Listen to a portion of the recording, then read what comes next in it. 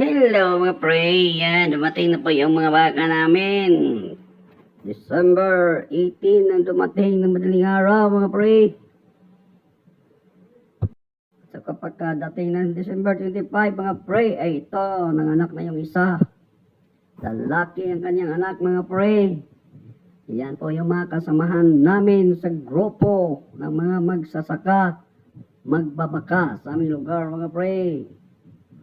Ayan po yung anak niya, dinidilaan niya mga pre. First time namin mag-alaga dito ng bagong anak ng baka mga pre. Excited at tuwa ang aming nararamdaman dito mga pre. Buti naman dito mga pre at hindi niya inaaway ang kanyang anak. Dinidalaan niya, ibig sabihin, tanggap na ang kanyang anak dito mga pre. Ayan po mga pre, kinakausap ko po yung baka dito mga pre, para kang tanga. Dahil siguro sa tuwa ko. Sa wakas ng anak din sa mga isang baka na binigay sa amin mga pre.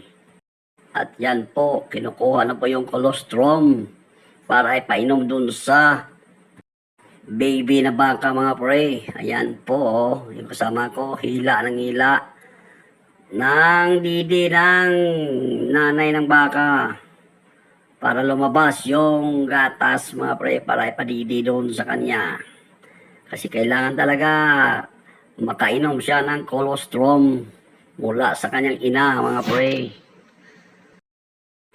At pagkakataong ito mga pre, ay hirap na po yung kasama ko sa pag-alaga ng baka sa pagkuha ng colostrum milk mula sa ina mga pre.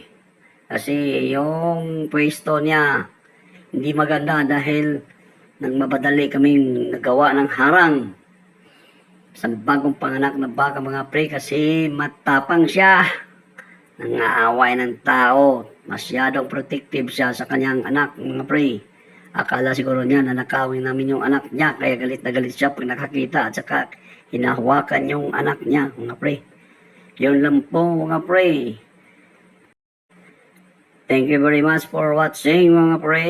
Bye bye.